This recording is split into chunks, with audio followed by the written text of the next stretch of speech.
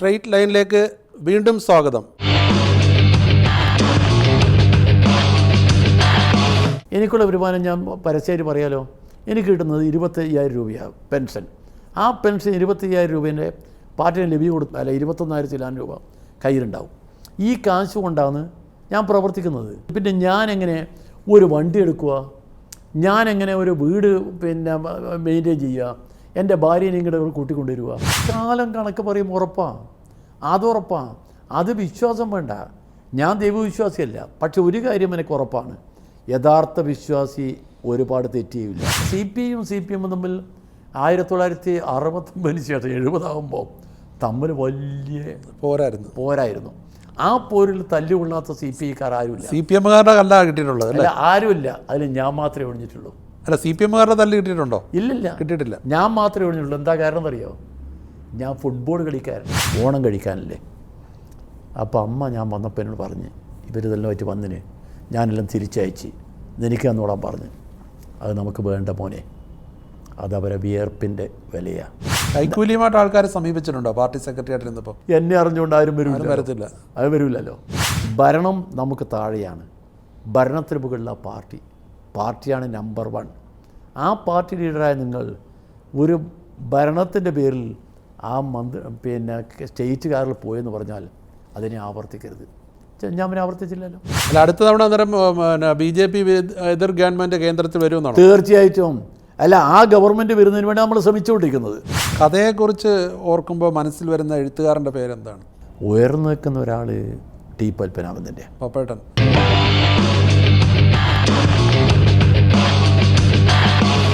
കേരളത്തിലെ ഏറ്റവും ജനകീയനായ കമ്മ്യൂണിസ്റ്റ് നേതാവ് CPI മുൻ സംസ്ഥാന സെക്രട്ടറിയുമായ ശ്രീ പന്ന്യൻ രവീന്ദ്രനാണ് നമ്മുടെ ഇന്നത്തെ അതിഥി. നമസ്കാരം ശ്രീ പന്ന്യൻ രവീന്ദ്രൻ. നമസ്കാരം. ഇപ്പം നമ്മൾ സംസാരിക്കുന്ന ദിവസം ഡൽഹിയിൽ കേരള സർക്കാരിൻ്റെ നേതൃത്വത്തിൽ, അല്ലെ മുഖ്യമന്ത്രിയുടെ നേതൃത്വത്തിൽ വലിയൊരു സമരം നടന്നു. ഇതുകൊണ്ട് എന്തെങ്കിലും പ്രയോജനം ഉണ്ടാകും, അല്ലെ അവരുടെ ഭാഗത്തു നിന്നൊരു അനുകൂല നടപടി ഉണ്ടാകുമെന്ന് പ്രതീക്ഷിക്കുന്നുണ്ട്? അല്ല, നമ്മളെ കാര്യം ഇന്ത്യയിലെ ജനങ്ങളോട് പറയാനാണ് ഇപ്പോൾ പോയത്. ഫെഡറൽ ഭരണ സംവിധാനത്തിൽ കേന്ദ്ര ഗവൺമെൻറ് ഒരു ബാധ്യതയുണ്ട്. ആ ബാധ്യത സംസ്ഥാനങ്ങൾക്കുള്ള ദൗർബല്യങ്ങൾ പരിഹരിക്കുക എന്നുള്ളതാണ്. ആ ബാധ്യത ഒട്ടും നിറവേറ്റാൻ അവർ തയ്യാറാവുന്നില്ല. ഒന്ന്.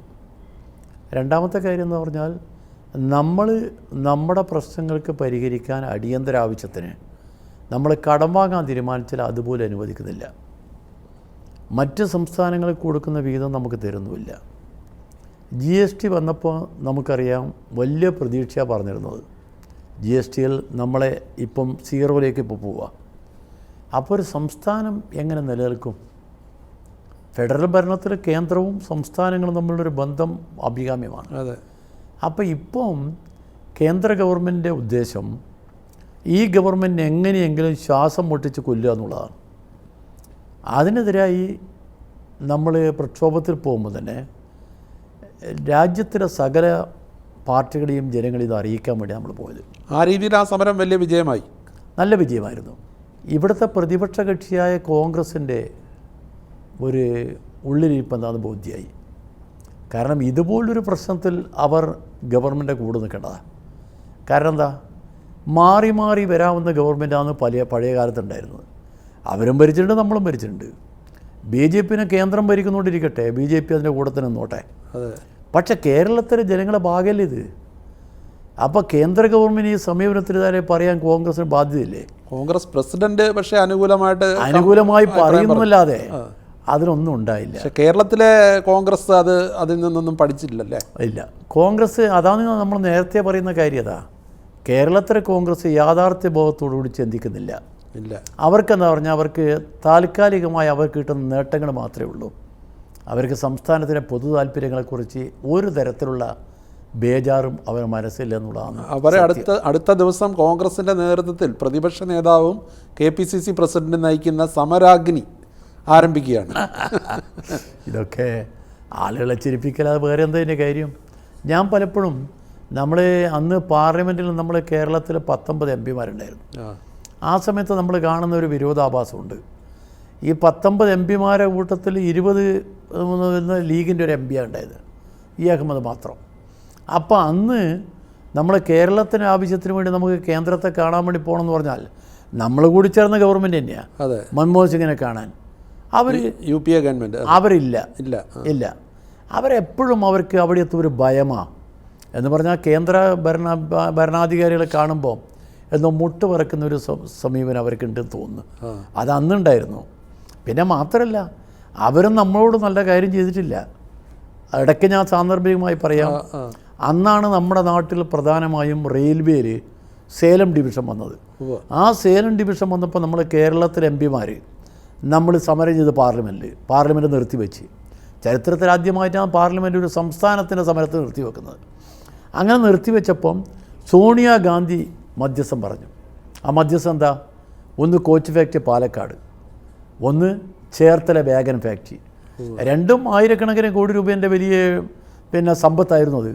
പക്ഷേ അത് കഴിഞ്ഞ് UPA ഗവൺമെൻറ്റിൽ നമ്മളെ ബന്ധം പിൻവലിച്ചല്ലോ ഒരു വർഷം മുമ്പ്. അതെ, നമ്മൾ 2009-8 നമ്മൾ ബന്ധം പിൻവലിച്ച്. അതിനുശേഷം വീണ്ടും ഇവർ ഭരണാധികാരത്തിൽ വന്ന്. പക്ഷേ കോൺഗ്രസ് ഭരണാധികാരത്തിലുള്ളപ്പോഴും കോച്ച് ഫാക്ടറിയോ വാഗൺ ഫാക്ടറിയോ ഇവിടെ കൊണ്ടുവന്നതിനെപ്പറ്റി ആലോചിച്ചേ ഇല്ല.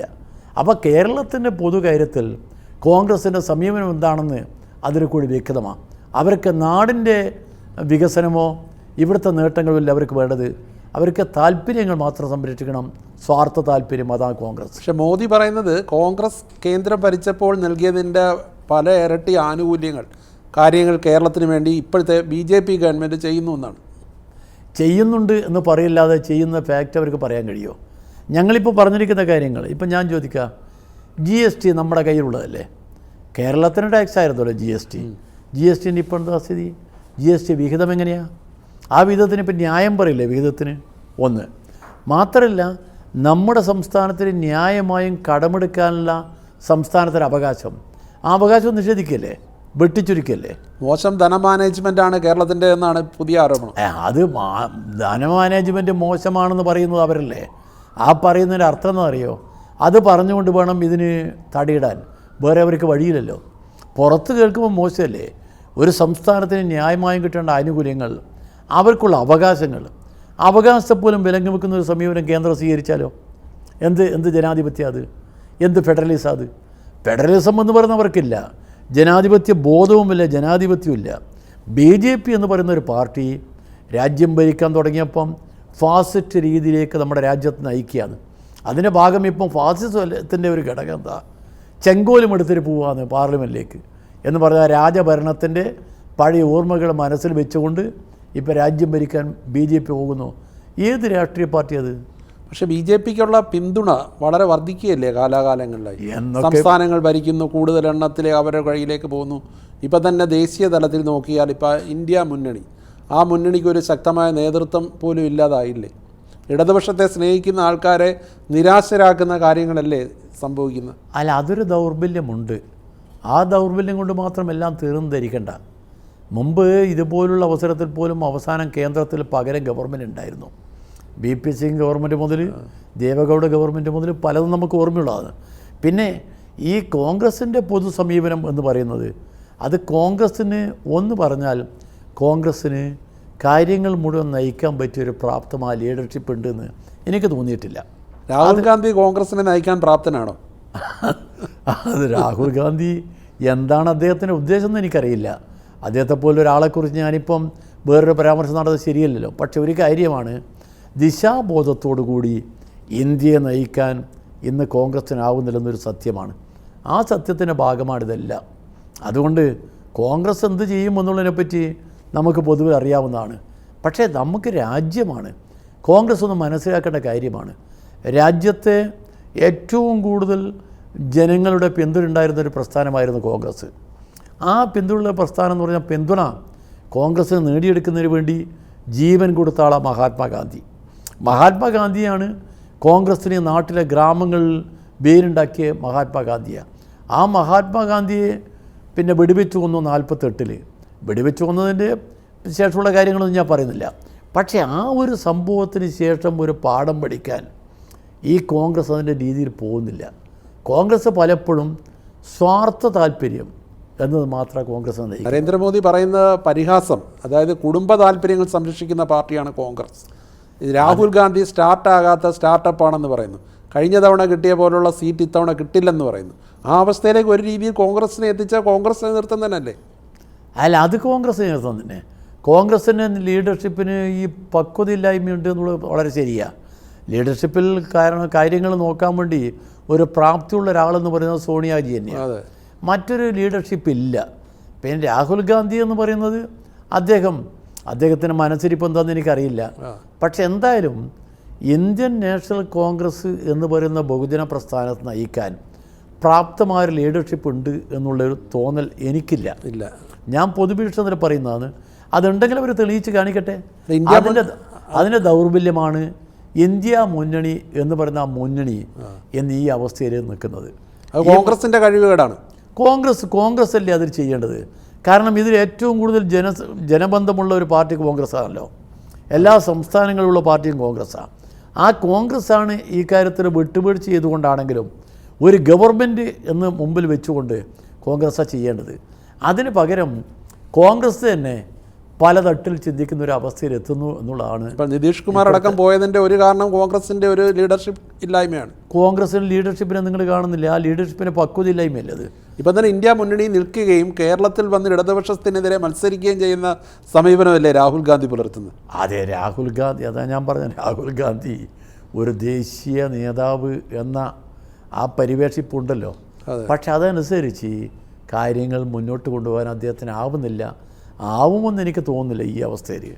ഇനിയും നമുക്ക് കണ്ടറിയാം. വയനാട്ടിലാണ് ഇപ്പോൾ അദ്ദേഹം, വയനാട്ടിൽ നിന്നുള്ള MP ആണ്, വീണ്ടും വയനാട്ടിൽ മത്സരിച്ചേക്കുമെന്നുള്ള വാർത്തകളുമുണ്ട്. അതിൻ്റെ സീറ്റ് CPI-യുടെ ആണ്. അല്ല, സീറ്റിൻ്റെ അതല്ല. അതിൻ്റെ അർത്ഥം എന്താണെന്നറിയോ? ഹിന്ദി മേഖലയാണ് കോൺഗ്രസിൻ്റെ ഏറ്റവും കൂടുതൽ പേരുള്ളത്. ഹിന്ദി മേഖലയിൽ നിന്നാണ് കൂടുതൽ സീറ്റുമായി കോൺഗ്രസ് വരേണ്ടത്. ആ ഹിന്ദി മേഖലയിൽ രാഹുൽ ഗാന്ധിയെപ്പോലുള്ള നേതാവ് അവിടെ മത്സരിക്കാതെ ഈ കേരളം നോക്കി വരുന്നു, അതും മറ്റ് പാർട്ടികളുടെ കരുത്തിൽ മത്സരിക്കാൻ വേണ്ടി വരുന്നു എന്ന് വരുമ്പോൾ അത് നാളെ ഉണ്ടാകുന്ന കോൺഗ്രസ്സിനുണ്ടാകുന്ന തിരിച്ചടി ചെറുതല്ല. ഈ കോൺഗ്രസ്സിന് രാജ്യം ഭരിക്കാൻ മറ്റ് സംസ്ഥാനങ്ങളിൽ സീറ്റ് കിട്ടില്ല എന്ന് ഇപ്പോഴേ എഴുതാൻ വേണ്ടി ഒരു ചാൻസ് ഉണ്ടാക്കി കൊടുക്കും. അതായത് ഉത്തരേന്ത്യയിൽ സ്വാധീനം ഇല്ല എന്നുള്ളത് അവർ തന്നെ സമ്മതിക്കുകയാണ്. അത് കാണിക്കുകയാണ്, പരോക്ഷമായി സമ്മതിക്കുന്നത്. അതാ ഞാൻ പറഞ്ഞത്, ലീഡർഷിപ്പിൻ്റെ ഏറ്റവും വലിയ കഴിവുകളത് ആ ദൗർബല്യമാണ് വരുന്നത്. കേരളത്തിൽ അവരെങ്ങനെ ചിന്തിക്കുന്നുള്ള, കേരളത്തിൽ പ്രതിപക്ഷമാണ്, അവരെന്തോ ചിന്തിച്ചോട്ടെ. പക്ഷെ ആ ചിന്തിക്കുന്നതല്ല. അവർ ലീഡർഷിപ്പോടൊന്ന് പറയണമായിരുന്നു, നിങ്ങൾ ഇന്ത്യയിലെ പ്രധാനപ്പെട്ട ഇവരെന്നെ വിളിക്കുക, രാഹുൽ ഗാന്ധി ഇങ്ങോട്ട് വന്ന് എന്തിനാ ഇങ്ങോട്ട് വരുന്നതെന്ന് പറഞ്ഞാൽ രാഹുൽ ഗാന്ധിയുടെ പേര് പറഞ്ഞുകൊണ്ട് ഇവിടെ വല്ല സീറ്റ് കിട്ടുമോ, അതാണ് അവരെ എന്ന് പറഞ്ഞാൽ സംഘടിതമായി ഒരു രാഷ്ട്രീയ പ്രവർത്തനം നടത്തുന്ന ഒരു പാർട്ടിയായി കോൺഗ്രസ് താണു പോകുന്നു എന്നുള്ളൊരു സത്യമാണ്. അത് എത്രത്തോളം താഴുന്നതെന്നുള്ള അവർ മനസ്സിലാക്കും. അല്ല, രാജ്യത്തെമ്പാടുമുള്ള പാർട്ടി എന്നുള്ള നിലയിൽ കോൺഗ്രസ് താഴുമ്പോൾ BJPയുടെ ജയസാധ്യത വീണ്ടും കൂടുതലല്ലേ? അല്ല, താഴുമ്പം BJPന് ജയസാധ്യത കൂടും എന്നൊരു നിഗമനത്തിൽ നമ്മുടെ ഒരു കണക്ക് ശാസ്ത്രത്തിൽ അത് അങ്ങനെ ശരിയാണ്. പക്ഷേ അങ്ങനെ കണക്ക് കൂട്ടണ്ട. കാരണം BJP നമ്മുടെ രാജ്യത്തിലെ ജനങ്ങളെ ബോധപൂർവം ഭിന്നിപ്പിച്ച് പല വഴിക്കാക്കി മാറ്റുക. അത് നിങ്ങൾ കണ്ടില്ലേ? മണിപ്പൂർ മുതൽ ഇങ്ങോട്ട് നോക്കിക്കോ അടുത്ത കാലത്ത്. മാത്രമല്ല, രാജ്യത്തിൻ്റെ പല ഭാഗത്തുള്ള ഗ്രാമങ്ങൾ ഇപ്പം വളരെ വിഷമമാണ്. നമ്മുടെ പൊതുപ്രവർത്തകരുടെ സ്ഥിതി അതും അപകടകരമാണ്. വിദേശ സർവകലാശാലകൾക്ക് അനുവാദം കൊടുക്കാൻ പോകുന്നതായിട്ട് ബജറ്റിൽ പ്രഖ്യാപിച്ചു. പക്ഷേ അതൊരു ഇടതു നയത്തിൽ നിന്നുള്ള വ്യതിയാനമാണെന്ന് വലിയ വിവാദം നടക്കുന്നു. അല്ല, അതല്ല, ഇന്നത്തെ സാഹചര്യവുമായി ബന്ധപ്പെടുത്തി പരിശോധിക്കണം. അല്ല, സർവകലാശാല വരുന്നത് നല്ല കാര്യമാണ്. നമ്മളെ നാട്ടിൽ ഇപ്പം കുട്ടികൾ മിക്കവാറും വിദേശത്ത് പോയി അവിടെ താമസിച്ച് അവിടുത്തെ പൗരന്മാരാകും മിക്കവാറും. അത് തന്നെ ഇപ്പം അവിടുത്തെ ആളുകളിനെ വന്നിട്ട് NRIക്കാർ വന്നിട്ട് പറയുന്നത്, ഇനി കുട്ടികളെ ഏക്കല്ലേ, ഇനി അവിടെ വന്നാൽ അവർക്ക് ജീവിക്കാൻ പറ്റില്ല. അവരെങ്ങനെ ജീവിക്കുന്നത് പ്രശ്നമില്ല. അവിടെ ചെന്നാൽ അവർക്ക് ജോബും അതിൻ്റെ കൂടെ തന്നെ പഠനവും രണ്ടും കൂടിയാണ്. ഈ രണ്ടും കൂടി ചെയ്തുകൊണ്ടിരിക്കുക എന്ന് പറഞ്ഞാൽ മിക്കവാറും എല്ലുമുറിയെ പണിയെടുത്തിട്ട് അവർ പഠിച്ചുകൊണ്ടിരിക്കുന്നത് ചെറിയ കാര്യമല്ല. ആ പഠിക്കുന്ന ആളുകൾക്ക് നാളെ നമ്മുടെ നാട്ടിൽ സൗകര്യം ചെയ്ത് കൊടുക്കാനാണ് നമ്മൾ ചെയ്യുന്നത്. നയപരമായ കാര്യങ്ങൾ, ഇപ്പം നിങ്ങൾ നയപരമായ കാര്യങ്ങൾ നമ്മളെപ്പം ഒരുപോലെ ചിന്തിക്കണം എന്ന് പറഞ്ഞാൽ സാഹചര്യങ്ങൾ മാറുന്നതനുസരിച്ചുള്ള മാറ്റങ്ങൾ നമ്മൾ ഉൾക്കൊള്ളാൻ നമ്മൾ പ്രേരിപ്പിക്കപ്പെടും. അല്ല, വിദേശ സർവകലാശാലകൾ വരുന്നത് എന്തുകൊണ്ട് നല്ലതാണ്. പക്ഷേ ഇതിൻ്റെ പിന്നിൽ കുറേ കാലം കുറേ സമരം നടത്തി കുറേ വിദ്യാർത്ഥികൾ അടികൊണ്ട് കുറേ ആൾക്കാർ വെടിയേറ്റ് മരിച്ച് ചിലർ ജീവച്ഛവമായി കഴിയുന്നു.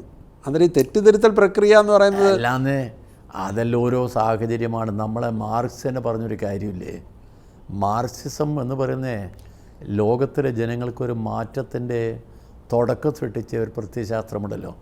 മാർക്സ് പറഞ്ഞിട്ടുണ്ട്, ഇത് അവസാന വാക്കല്ല, ലോകത്തിലെ മാറി വരുന്ന സാഹചര്യങ്ങൾ കൂടി ഉൾക്കൊണ്ടുകൊണ്ട് ഇതിനെ കാലാകാലങ്ങളിൽ വികസിപ്പിക്കണം എന്ന് പറഞ്ഞിട്ടുണ്ട്.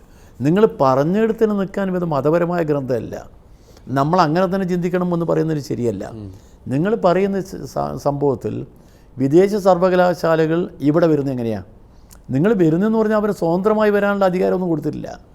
അവൻ നമ്മുടെ നാട്ടിൽ നമ്മളുണ്ടാക്കുന്ന നിയമം അനുസരിച്ച് പ്രവർത്തിക്കാനാണ് വരുന്നത്. എളുപ്പമല്ല, ആ പറയുന്നത് അത്ര എളുപ്പമല്ല. അല്ല, എളുപ്പമല്ല, അങ്ങനെയുള്ളവരുടെ വരും, അങ്ങനെയുള്ളവർ വരേണ്ട കാര്യമുള്ളൂ. കാരണം നമ്മളിവിടുത്തെ സാമൂഹിക ചുറ്റുപാടിൽ അവർ പ്രവർത്തിക്കണം, ഇവിടുത്തെ നിയമം അനുസരിച്ച് പ്രവർത്തിക്കണം എന്ന് പറഞ്ഞാൽ കുട്ടികളെ നിങ്ങൾ എടുക്കുന്നത്, സർവകലാശാലയിൽ കുട്ടികൾ എടുക്കുന്നത്, ആ ഫീസിനെ കുറിച്ച് ഇവിടുത്തെ നിബന്ധന നിങ്ങൾ അംഗീകരിക്കണം. അങ്ങനെ നിബന്ധനകൾ അംഗീകരിച്ചിട്ട് മാത്രമേ കൊണ്ടുവരൂ. അല്ല, ഇവിടുത്തെ സ്വകാര്യ സ്വാശ്രയ മേഖല തന്നെ അത് പൂർണ്ണമായിട്ട് അംഗീകരിച്ചിട്ടില്ല. അന്നേരം പിന്നെ വിദേശത്ത് നിന്ന് വരുന്നവർ അംഗീകരിക്കും. അല്ല, നോക്കാം, നമുക്കതിനു വേണ്ടി ഒരു ട്രൈ ചെയ്യുക എന്ന് പറഞ്ഞാൽ ഏതിനും നമ്മളൊരു മുൻതൂക്കം പാടില്ല. എന്തായാലും കേരളം വിദ്യാഭ്യാസ രംഗത്ത് ഇത്രമാത്രം മുമ്പോട്ട് പോയില്ലേ.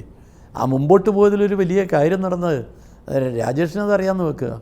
നമ്മളെ കേരളത്തിൽ വിദ്യാഭ്യാസപരമായി മുന്നോട്ട് പോകുന്നതിന് ഒരു വലിയ സമ്പത്ത് ഇവിടുത്തെ നവോത്ഥാന പ്രസ്ഥാനം തന്നെയാണ്. കേരളത്തിൻ്റെ ഈ മാറ്റത്തിൻ്റെ തുടക്കമെന്ന് പറയുന്നത് നവോത്ഥാന പ്രസ്ഥാനത്തിൻ്റെ പ്രവർത്തനത്തിൻ്റെ പിൻഗാമികളായിട്ടാണ് ഇവിടെ രാഷ്ട്രീയ പ്രസ്ഥാനങ്ങളെല്ലാം വരുന്നത്. അതുകൊണ്ട് നമ്മുടെ നാട് അങ്ങനെ ഒരു സമ്പന്നമായ നാടാവുന്നത് ആ നാടിൻ്റെ വളരെ കരുത്തുള്ളൊരു മനസ്സുള്ളതുകൊണ്ടാണ്. ആ മനസ്സാണ് പ്രധാനപ്പെട്ട കാര്യം. ഇപ്പോൾ നമ്മളൊരു ലോക്സഭാ തെരഞ്ഞെടുപ്പിൻ്റെ പടിവാതിൽക്കൽ എത്തി നിൽക്കുകയാണ്. തിരുവനന്തപുരം ലോക്സഭാ മണ്ഡലത്തിൽ CPI സ്ഥാനാർത്ഥിയായി മത്സരിക്കുമോ? ഇത് എല്ലാ തെരഞ്ഞെടുപ്പിലുള്ള രാജേഷേ, ഏത് തെരഞ്ഞെടുപ്പ് വരുമ്പോൾ 2009 ഞാൻ ഒരു ടൈം പൂർത്തിയാക്കാതെ വന്നതാണ്. PK പോയതിന് ശേഷം നമുക്കൊരു വലിയ നഷ്ടമാണ് ഉണ്ടായത്. അന്ന് ഒരു ടൈം പൂർത്തിയാക്കാതെ ഞാൻ പാർലമെൻറ്റിൽ വന്ന് ഞാൻ കുറച്ച് കാലം ഞാനിവിടെ ഉണ്ടായിരുന്നു. 3 വർഷവും 4 മാസവും ജില്ലാനാമത്ത് ഉണ്ടായിരുന്നത്. അതിനുശേഷം ഞാൻ എന്നോട് അന്ന് പാർട്ടിയുടെ സെക്രട്ടറി ആയ സഖാവ് വെളിയമാണല്ലോ നമുക്ക്, എനിക്കൊരു ഗുരുനാഥനെ പോലെയോ രക്ഷിതാവിനെ പോലെയോ എല്ലാം വെളിയം എന്നോട് പറഞ്ഞ് ഒരു ടൈം കൂടി നിങ്ങൾ നിൽക്കണം, കാരണം നിങ്ങൾ തുടങ്ങിയല്ലേ ഉള്ളൂ. ഞാൻ പറഞ്ഞ ആശാനെ അന്ന് നിർബന്ധിച്ചാണ് നിന്നത്, അതുകൊണ്ട് ഇനി പറയണ്ട. അദ്ദേഹവും ഞാനും തമ്മിൽ എൻ്റെ മനസ്സും അദ്ദേഹത്തിനറിയാം, അദ്ദേഹത്തെക്കുറിച്ച് എനിക്ക് നല്ല പിടിയുണ്ട്. പല കാര്യങ്ങളിലും എൻ്റെ മുന്നോട്ടുള്ള യാത്രക്ക് വെളിച്ചം കാണിച്ചത് വെളിയായിരുന്നു. ഒരു ഉദാഹരണം ഞാൻ നിങ്ങളോട് പറയാം, അത് പിന്നെ നിങ്ങളോട് പങ്കുവെക്കാതെ കാര്യമാണ്. ഞാനൊരു സർക്കാർ വാഹനത്തിൽ കയറില്ല, ഒരു മന്ത്രീൻ്റെ കാറിലും കയറിയിട്ടില്ല, കയറില്ല. MP ആയിരുന്നപ്പോൾ MPൻ്റെ ബോർഡ് വെച്ചിട്ട് പോയില്ല. എന്താ കാരണം എന്നറിയോ? ഞാനിവിടെ അസിസ്റ്റൻറ്റ് സെക്രട്ടറി ആയിരിക്കുന്നു പാർട്ടീൻ്റെ, PKB സെക്രട്ടറി സഖാവ് വെളിയും ഞാനും അസിസ്റ്റൻറ്റ് സെക്രട്ടറിമാരാണ്. ഞാൻ ചടയമംഗലത്തൊരു ജനറൽ ബോഡിക്ക് പോയി, തിരിച്ച് ഞാനിങ്ങോട്ട് വരണം. ഞാൻ ബസ്സിനകത്ത് KSRTC ബസ്സല്ലേ, അപ്പോൾ വൈകുന്നേരം രാവിലെ ആ ജനറൽ ബോഡി ഒരു 3 മണിയാകുമ്പോഴേക്ക് ഞാൻ ഒഴിവായി. ഞാൻ ബസ്സിനിങ്ങനെ കാത്തു നിൽക്കുക, ഇങ്ങനെ ഏതാണ്ട്. അപ്പോൾ നിൽക്കുന്ന അവസരത്തിൽ ഒരു കാറ് വരുന്നു. ആ കാറ് കേരള സ്റ്റേറ്റ് കാറാണ്. ആ കാറിൻ്റെ അകത്ത് നമ്മുടെ കരിയൻ രവിയാണ് ആ കാറിനകത്ത് വരുന്നത്. നമ്മളെ Chandrasekharan Nair minister additional private secretary ആയിരുന്നു. അപ്പോൾ അയാൾ എന്നെ കണ്ടപാട് ചാടി ഇറങ്ങി എന്നോട് രവിട്ട് എങ്ങോട്ട്? ഞാൻ പറയാം തിരുവനന്തപുരത്തേക്ക് എന്നാൽ കയറുന്നു പറഞ്ഞു. ഞാൻ കയറി, ഞാൻ തിരുവനന്തപുരത്ത് വന്നിറങ്ങുമ്പം ആശാൻ പുറത്തിറങ്ങുക. ആശാൻ എന്നെ കണ്ട് എവിടെ പോയാൽ അപ്പോൾ ഞാൻ സംഭവമൊക്കെ പറഞ്ഞ് ജനറൽ ബോഡി എങ്ങനെയുണ്ട് എല്ലാം പറഞ്ഞതിന് ശേഷം ആശാൻ പറഞ്ഞു ഞാൻ നാളെ കാണാമെന്ന് പറഞ്ഞു. അടുത്ത ദിവസം രാവിലെ ആശാൻ എന്നെ ക്യാബിനിൽ വിളിച്ചിട്ട് പറഞ്ഞു നിങ്ങൾ ഇന്നലെ ഏത് വണ്ടിയിലാണ് വന്നേ? ഞാൻ പറഞ്ഞു ഞാൻ കരിയൻ ടിവിൻ്റെ ഇവിടെ. നോ, കരിയൻ ടി വി വന്ന വണ്ടി ഏതാ? കേരള സ്റ്റേറ്റ് വണ്ടിയാണ്. നിങ്ങൾ CPIയുടെ സംസ്ഥാന അസിസ്റ്റൻറ്റ് സെക്രട്ടറിയാണ്. ഭരണം നമുക്ക് താഴെയാണ്, ഭരണത്തിന് മുകളിലുള്ള പാർട്ടിയാണ് നമ്പർ 1. ആ പാർട്ടി ലീഡറായ നിങ്ങൾ ഒരു ഭരണത്തിൻ്റെ പേരിൽ ആ പിന്നെ സ്റ്റേറ്റ് കാറിൽ പോയെന്ന് പറഞ്ഞാൽ അതിനെ ആവർത്തിക്കരുത്. ഞാൻ പിന്നെ ആവർത്തിച്ചില്ലല്ലോ. അതൊക്കെ പാഠമാണ്. ഗുരുക്കന്മാരെ അങ്ങനെയുള്ള ഈ രവിയേട്ടനെ പോലുള്ള അങ്ങനെയുള്ള ആൾക്കാരുടെ എണ്ണം കുറഞ്ഞു വരുന്ന കാലം കൂടെ ആണിത്. അല്ല അതല്ല, അതൊരു അന്നേരം പറഞ്ഞു വരുന്നത് ഒരു കാരണവശാലും മത്സരിക്കില്ലെന്നാണ്. ആര് ലോക്സഭാ തെരഞ്ഞെടുപ്പിൽ ഞാൻ അന്നേരം എടുത്ത തീരുമാനമാണ്. ഇനി അതിലൊരു മാറ്റമില്ല. പാർട്ടി സമ്മർദ്ദം ചെലുത്തിയാലും മാറില്ല. അല്ല അതെല്ലാം അങ്ങനെയൊക്കെ രാജേഷ് എന്നോട് തിരിച്ചും മറിച്ചും ചോദിച്ചോണ്ടൊന്നും ഒരു കാര്യമില്ല. ഞാൻ അങ്ങനെ ഒരു നിലപാടിലാണ് ഞാൻ നിൽക്കുന്നത്. മത്സരിക്കില്ല നിലപാടിലാണ്. കാരണം എന്താ പറഞ്ഞാൽ പിന്നെ പുതിയ ആളുകൾ വരണം, ആളുകൾ മത്സരിക്കണം. അങ്ങനെ മത്സരിക്കാൻ നമ്മൾ അന്ന് തന്നെ തീരുമാനിച്ചല്ലേ. നമ്മൾ പിന്നെ ടേം ഏർപ്പെടുത്തി. നമ്മൾ അതിന് ശേഷം അന്നൊക്കെ അതില്ലായിരുന്നു. ടേം ഏർപ്പെടുത്തി. ഇപ്പോൾ 2 വർഷമേ അസംബ്ലിയിലേക്ക് മത്സരിച്ചോളും. എല്ലാത്തിനും മത്സരത്തിനെല്ലാം നിയന്ത്രണമുണ്ട്. എല്ലാം ഏർപ്പെടുത്തി. പ്രായപരിധി ഉണ്ടോ? 75 വയസ്സ് കഴിഞ്ഞില്ല. അത് പക്ഷേ അങ്ങനെ ഒരു പ്രായപരിധി പാർട്ടിക്ക് ഗുണത്തേക്കാളേറെ ദോഷം ചെയ്തില്ല. അത് അത്ര ആക്റ്റീവായിട്ടുള്ള ആൾക്കാർ പെട്ടെന്ന് ഒരു മുന്നണിയിൽ നിൽക്കുന്നതെന്ന് പെട്ടെന്ന് ഒരു പദവിയിൽ നിന്നൊക്കെ മാറ്റിയത് ശരിയായിരുന്നു. അല്ലല്ല, അതൊന്നും ഒരു ശരിയല്ല, തെറ്റാന്നുള്ള അഭിപ്രായം എനിക്കില്ല. ഇല്ല, ഞങ്ങളൊക്കെ കൂടി തീരുമാനിച്ച. കാരണം എന്താ പറഞ്ഞാൽ നിങ്ങൾ ഉദ്ദേശിക്കും പോലല്ല. ചിലർക്ക് നിന്നിടത്തിന് നിൽക്കണം. അത് കമ്മ്യൂണിസ്റ്റുകാരിൽ വളരെ കുറവാണ് കേട്ടോ. എന്നാൽ ആ ഒരു അവസ്ഥയിൽ നിന്നൊരു മാറ്റം നമുക്ക് പൊതുവെ രാഷ്ട്രീയത്തിലുണ്ടാകും നല്ലതാണ്. അപ്പം ഞങ്ങളൊക്കെ ഒക്കെ കൂടി പറഞ്ഞു തന്നെയാണ് ഈ പ്രായപരിധി വേണമെന്ന്. അതിനുവേണ്ടി ഞാനിന്ന് സെൻട്രലിൽ പിന്നെ കൺട്രോൾ കമ്മീഷൻ ചെയർമാനായിരുന്നു. കേരളത്തിൽ നിന്ന് ഞാൻ മാത്രമേ കൺട്രോൾ കമ്മീഷൻ ചെയർമാനായിട്ടുള്ള ഒരാൾ. ഇതിനു മുമ്പ് വേറെ ആരും ആയിട്ടില്ല. അപ്പോൾ അങ്ങനെ ഒരു വലിയ പദവിയിലാണ് ഞാൻ നിൽക്കുന്നത്. ഞാൻ പറഞ്ഞ് നമ്മൾ അങ്ങനെ ഒരു തീരുമാനം എടുക്കേണ്ടത് ചെറുപ്പക്കാർക്ക് പ്രോത്സാഹനം വേണം. ചെറുപ്പക്കാർ ഇതിങ്ങനെ കാത്തു നിൽക്കണമല്ലോ. കട്ടിൽ ഒഴിയുന്നുണ്ടോ നോക്കി കാത്തു നിൽക്കണമല്ലോ. അതിന് പകരം അവർക്ക് അതിനുള്ള അവസരം കൊടുക്കണം. ഇത്രയൊക്കെ പ്രായപരിധി നിശ്ചയിക്കുകയോ അല്ലെങ്കിൽ ഇതുപോലെ 2 ടേം നിശ്ചയിക്കുകയൊക്കെ ചെയ്തിട്ടും കേരളത്തിലെ ഈ 4 സീറ്റ് CPI ഉള്ളതിൽ സ്ഥാനാർത്ഥിയെ കണ്ടെത്താൻ നെട്ടോട്ട് ഓടുകയല്ലേ. അതുകൊണ്ടല്ലേ ജനകീയനായ നേതാവെന്നുള്ള നിലയിൽ വീണ്ടും താങ്കൾ മത്സരിക്കണമെന്ന് ആവശ്യം. ഓടുമൊന്നുമില്ല. താങ്കൾ മത്സരിക്കണമെന്നുള്ള ആഗ്രഹം വീണ്ടും വരുന്നത് ജനകീയരായിട്ടുള്ള നേതാക്കളുടെ അഭാവമല്ലേ? അല്ല, അതൊക്കെ അങ്ങനെയൊക്കെ നിങ്ങൾ വ്യാഖ്യാനിച്ചാൽ എന്താ ചെയ്യുക? നേതാക്കന്മാരെല്ലാം ഉണ്ടാവും, അവർക്ക് അവസരം കിട്ടുന്നുണ്ടാവില്ല. ഞാനിപ്പോൾ പറയാം, ഞാനിവിടെ വന്നിട്ടിപ്പോൾ 40 വർഷമായി തിരുവനന്തപുരത്ത് ഞാൻ വന്ന യൂത്തിന് നേതാവായിട്ട് അതിന് വന്നിട്ട് പിന്നെ ഞാൻ തിരുവനന്തപുരത്തിൻ്റെ ആയി. തിരുവനന്തപുരം എൻ്റെ ഒരു പ്രവർത്തന കേന്ദ്രമായി. ഈ തിരുവനന്തപുരം പ്രവർത്തന കേന്ദ്രമായിട്ട് ഞാൻ കണ്ണൂർ പോയി സെക്രട്ടറി ആയിരുന്നു. കണ്ണൂർ ജില്ലാ സെക്രട്ടറി ആയപ്പോൾ എൻ്റെ അടുത്ത് കൂട്ടിക്കൊണ്ടിരുന്ന PKV പറഞ്ഞു അവിടെ വരണം, ഇവിടെ ഒന്ന് സെക്രട്ടേറിയറ്റ് മെമ്പറായി. സെക്രട്ടേറിയറ്റ് മെമ്പറായിട്ട് പിന്നെ ഞാൻ തിരിച്ചങ്ങോട്ട് പോയിട്ടില്ല. എന്ന് പറഞ്ഞാൽ ഇപ്പം ഞാൻ വീട്ടിൽ എന്തെങ്കിലും വരും എന്ന് മാത്രമാണ്. പലരും എന്നോട് ചോദിക്കുന്നൊരു കാര്യമുണ്ട്, രാജേഷേ നിങ്ങളെന്താ ഇവിടെ ഒരു വീട് എടുക്കാഞ്ഞേ? നിങ്ങൾക്കെന്താ ഇവിടെ ഒരു വീടുണ്ടായിക്കൂടെ? ഒരു വീട് നിങ്ങളുടെ ഭാര്യനെ ഇങ്ങോട്ട് കൊണ്ടുവരും. നിങ്ങളെന്തൊരാളാ ഭാര്യനെ കൊണ്ടുവരാതെ? സംഭവം ശരിയാണ്, ഭാര്യയെ കൊണ്ടുവരണം, വീട് ഇവിടെ ആക്കണം എന്നൊക്കെ പറഞ്ഞാൽ എവിടുന്ന കാശ്? ഒരു പൊതുപ്രവർത്തകന് എവിടുന്ന് അത്ര കാശ്? എനിക്കുള്ള വരുമാനം ഞാൻ പരസ്യമായിട്ട് പറയാലോ. എനിക്ക് കിട്ടുന്നത് 25,000 രൂപയാണ് പെൻഷൻ. ആ പെൻഷൻ 25,000 രൂപേൻ്റെ പാർട്ടിന് ലഭ്യ കൊടുത്ത 21,000 രൂപ കയ്യിലുണ്ടാവും. ഈ കാശ് കൊണ്ടാണ് ഞാൻ പ്രവർത്തിക്കുന്നത്. ആ പ്രവർത്തിക്കുന്നതിന് പിന്നെ പാർട്ടിയിൽ നിന്ന് വേറെ കാശൊന്നും വാങ്ങലില്ല. അങ്ങനെയല്ലേ പ്രവർത്തിക്കുന്നത്. പിന്നെ ഞാനെങ്ങനെ ഒരു വണ്ടി എടുക്കുക? ഞാനെങ്ങനെ ഒരു വീട് പിന്നെ മെയിൻറ്റെയിൻ ചെയ്യുക? എൻ്റെ ഭാര്യനെ ഇങ്ങോട്ട് കൂട്ടിക്കൊണ്ടുവരിക? ഒരു വീട് വേണമെങ്കിൽ റെയർ സ്പീഷീസാണത്. അല്ല വീട് നിൽക്കുന്ന വംശം അല്ലാതെ വീട് പന്ന്യൻ രവീന്ദ്രനെ പോലുള്ള എത്ര നേതാക്കൾക്ക് ഇങ്ങനെ പറയാൻ കഴിയും? അതല്ല ഞാൻ പറയുന്നത് രാജേഷേ, ഒരു വീട് ഇവിടെ വാടക എടുക്കണമെങ്കിൽ തിരുവനന്തപുരത്ത് 10,000 വേണം. എൻ്റെ ഭാര്യ വന്ന് ഇവിടെ താമസിക്കണമെങ്കിൽ അതിന് ചിലവ് വേറെ വേണം. പക്ഷേ രാഷ്ട്രീയത്തിൽ വന്ന് സമ്പന്നരായി മാറിയിട്ടുള്ളവരുടെ ചിത്രമല്ലേ പൊതുചിത്രം. അതിനെക്കുറിച്ചൊന്നും ഞാൻ പറയുന്നില്ല, അതിലൊന്നും അല്ല പ്രശ്നം. രാഷ്ട്രീയ പ്രവർത്തനത്തിൽ നമ്മൾ ചില നിശ്ചിത നിലപാട് വേണം. ഇപ്പോൾ തിരുവനന്തപുരത്ത് വന്നിട്ട് 40 വർഷമായെന്ന് പറയും. തിരുവനന്തപുരത്തെ കമ്മ്യൂണിസ്റ്റുകാർ കുതികാൽ വെട്ടികളും കുലംകുത്തികളുമാണെന്നും കണ്ണൂരിലുള്ളവരാണ് യഥാർത്ഥ കമ്മ്യൂണിസ്റ്റ് എന്നും പറയുന്നവരുണ്ട്. CPM-ലും CPI-യിലുണ്ടോ എന്ന് എനിക്കറിയത്തില്ല. അങ്ങനെ ഉണ്ടോ? അത് അല്ല, ഞാനിവിടെ വരുന്നതിന് മുമ്പ് ഈ തിരുവനന്തപുരത്തെക്കുറിച്ച് പലതും കേട്ടിരുന്നു. ആ കേട്ടതൊക്കെ സത്യവുമായി ഒരു ബന്ധുവില്ലാത്ത കാര്യമാണ് എനിക്ക് ഇവിടെ വന്ന ബോധ്യമായി. കാരണം തിരുവനന്തപുരത്തൊരു നല്ല മനസ്സുണ്ട്. അതാണ് ഞാൻ നേരത്തെ പറഞ്ഞത്. ആ മനസ്സെന്ന് പറയുന്നത് ഇവിടെ എല്ലാം കണ്ട മനസ്സാണ്. രാജഭരണത്തിൽ എല്ലാം കണ്ട മനസ്സാണ്. ആ രാജഭരണത്തിൽ തന്നെ വില്ലുവണ്ടി സമരവും കണ്ടത് ഇവിടുന്നാണ്. ആ രാജഭരണത്തിൻ്റെ കാലത്ത് തന്നെ സവർണ മേധാവിത്വത്തിനെതിരായി നമ്മുടെ സാക്ഷാൽ ശ്രീനാരായണ ഗുരു പോയി ക്ഷേത്രപ്രതിഷ്ഠ നടത്തിയത് കണ്ടത് ഇവിടെയാണ്. ഈ നന്മയോടൊരു നാടായി ഈ നാട്. ആ നാടിൻ്റെ നന്മ ആര് പറഞ്ഞാലും ഇല്ലാതാക്കാൻ കഴിയുമോ? പക്ഷേ നിങ്ങൾ ഇത്തവണ ഒരു ശ്രദ്ധിക്കേണ്ട കാര്യം, ഞാൻ പിന്നെ ആശാനെക്കുറിച്ച് ഒരു ലേഖനം എഴുതിയിട്ടുണ്ട്. അത് നിങ്ങൾ നോക്കണം. കുമാരനാശാനെക്കുറിച്ച്. ആശാൻ ഇവിടെ രവീന്ദ്രനാഥ് ടാഗോർ വന്ന്, നമ്മളെ നവോത്ഥാന പ്രസ്ഥാനത്തെ പറ്റി വേറൊരു സമയത്ത് നമുക്ക് സംസാരിക്കാൻ നോക്കുന്നത്. രവീന്ദ്രനാഥ് ടാഗോർ ഏറ്റവും ഇഷ്ടപ്പെട്ട ആളാണ് പിന്നെ ശ്രീനാരായണ ഗുരുദേവൻ. ശ്രീനാരായണ ഗുരുവിനെ നേരിട്ട് അറിഞ്ഞവർ 3 പ്രധാനപ്പെട്ട ആളുകളാണ്.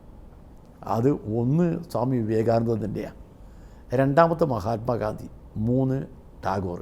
എന്നാൽ ഈ ടാഗോർ ഇവിടെ വന്ന് ഒരു വലിയ സമ്മേളനം ഉണ്ടായിരുന്നു. ആ സമ്മേളന സംഘാടകർ ടാഗോറിനെ സ്വീകരിക്കാൻ വേണ്ടി സ്വാഗതഗാനത്തിന് ആളുകളെ ഏർപ്പാട് ചെയ്ത്. അപ്പം 3 പ്രമാണിമാരുണ്ടായിരുന്നു. ഒന്ന് ഉള്ളൂർ, ഒന്ന് മള്ളൂർ, ഒന്ന് ലക്ഷ്മണപിള്ള, 3 പേര്. 3 പേരെ തയ്യാറാക്കി. അപ്പം നമ്മുടെ ഇത് വന്നപ്പം ഇവിടെ ആശാനുണ്ട്. ആശാനെ ഇവിടെ ആരും ആലോചിച്ചില്ല ആശാനെക്കുറിച്ച്. അപ്പം അങ്ങനെ വന്നപ്പം നമ്മുടെ നവോത്ഥാന പ്രസ്ഥാനത്തിൽ ഈ വളരെ പ്രധാനമായ സി കേശവനില്ലേ, കേശവൻ സാറുമല്ല പോയി ഇദ്ദേഹത്തെ കണ്ടു. അല്ല, അവരെ സംഘാടകരോട് ചോദിച്ചു എന്താ ആശാനില്ലാത്. ഒരുപാട് തർക്കത്തിന് ശേഷം അവർ പറഞ്ഞു ഒന്ന് ആശാനെ ഉൾപ്പെടുത്താം. അങ്ങനെ ആശാന് സ്വാഗതഗാനത്തിന് ആശാനെ കൂടി ഉൾപ്പെടുത്തി. ഒരു വാക്കേ ഉള്ളൂ, ഞാൻ എഴുതാം, പക്ഷെ നിങ്ങൾ പാടണം. എന്നാൽ അവിടെ ആ സംഭവം നമുക്കിപ്പോൾ ചരിത്രത്തിൽ ഇപ്പോൾ ഒരു ഓർമ്മയാണ്. പഴയ ആളുകളിൽ നിന്നാണ് എനിക്കത് അറിഞ്ഞത്. എന്താ അവസാനം ഉണ്ടായെന്ന് പറഞ്ഞാൽ, ടാഗോറിന് അഭിവാദന ഗാനം 3 പേര് പാടി, പക്ഷെ സദസ്സ് നിശബ്ദമായിരുന്നു. 4മത്തത് പാടിയപ്പം സദസ്സ് നീണ്ട കരഘോഷമാണ്. എല്ലാം കഴിഞ്ഞപ്പം ഇദ്ദേഹം ചോദിച്ചു ഇത് ആരാന്ന് എഴുതിയെന്ന് ചോദിച്ചു. അപ്പോൾ ആശാനെക്കുറിച്ച് പറഞ്ഞു, ഒന്ന് കാണണമെന്ന് പറഞ്ഞു. ആശാനെ കെട്ടിപ്പിടിച്ച് അതിൽ ടാഗോർ. നമ്മുടെ നാടിൻ്റെ നന്മ ചെറുതല്ല. അല്ല, കണ്ണൂരിലെ ഒരു ആധിപത്യം പൊതുവെ CPM-ലില്ലേ? കണ്ണൂരിൻ്റെ ഒരു അല്ല, കണ്ണൂരിൻ്റെ ആധിപത്യം എന്താണെന്ന് അറിയാം.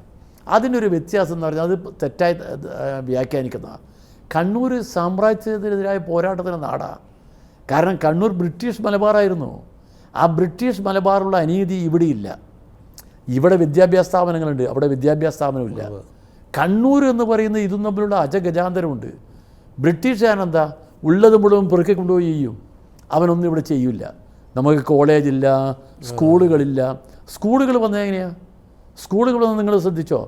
PT Bhaskara Panicker district board president ആയപ്പോൾ 52-ലാണ് നമ്മുടെ നാട്ടിൽ പിന്നെ 1001 ഏകാധ്യാപക സ്കൂളുകൾ ഉണ്ടായത്. നമുക്ക് എവിടെയാണ് സ്കൂളുകൾ പഠിക്കാനിടുകയാണ്?